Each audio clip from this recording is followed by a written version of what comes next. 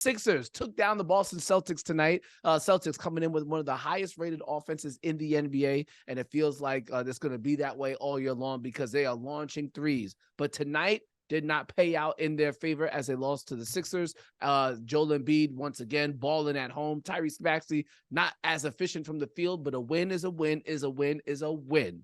Your thoughts on the Sixers? I guess Sixers' first signature win of the year. They beat the Phoenix Suns last Saturday, but no Devin Booker, no Bradley Beal. This one put some validation on how they're set up, I think.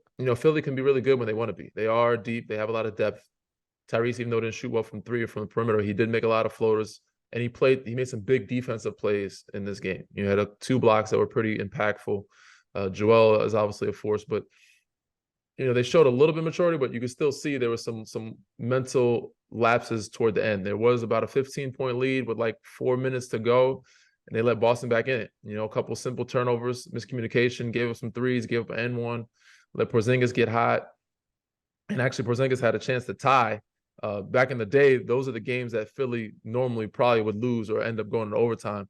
The fact that they closed out the win and still, got it done shows some maturity. And I think some of the adjustments that Nick will make in the third and fourth quarter and the second half, they've been one of the better teams in the third quarters, which shows you his adjustments.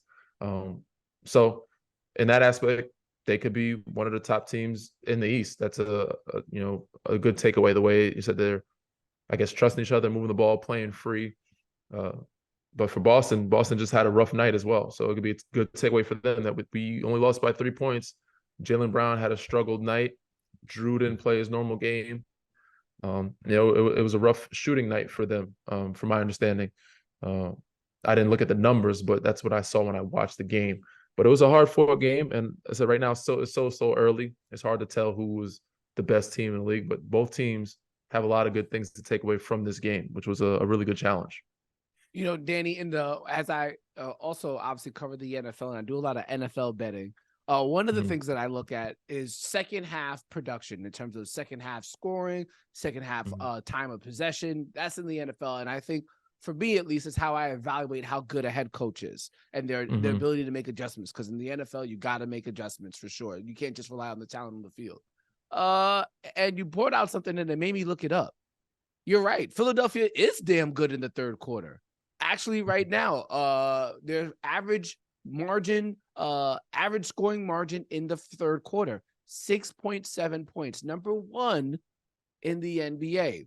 For those who care, Dallas Mavericks, Denver Nuggets, Golden State Warriors, and Atlanta Hawks rounding out that top 5. So when you hear that, I guess you already know, you've been in that locker room and you've been with Coach Nurse. What are those second half adjustments like?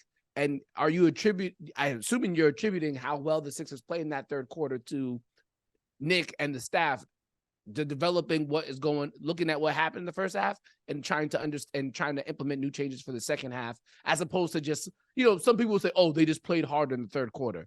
Nah, sometimes it really has. Sometimes the credit has to. It's a combination. It's a combination of both, and obviously I think them getting Joel and Tyrese to step up the aggression in that third quarter early and just pushing them. But watching over the film, looking at the film, certain things they see that teams are doing and they make small adjustments. But in the same breath, it's like constructively criticizing to get them to, play a little harder as well. Like, all right, Tyrese, we're going to need you to, be more aggressive. To Joel, we need you to, put some pressure on the paint.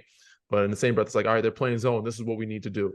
When we do this, you can find this guy. So those small adjustments give you extra 3 or 4 baskets from the jump. So I just think they come in locked in, a little more focused after that halftime and after that film session. And I think also said they play a little harder, but he's getting Tyrese and Joel to be a little more aggressive when they're coming out in that third quarter. Obviously, Joel had a 30-point third quarter the other night, which gives you a little boost in the standings.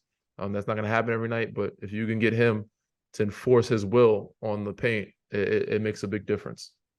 Yeah, we'll definitely be talking about the Sixers throughout the entirety of the season, as I believe Joel Embiid is going to get his second MVP and go back-to-back with it.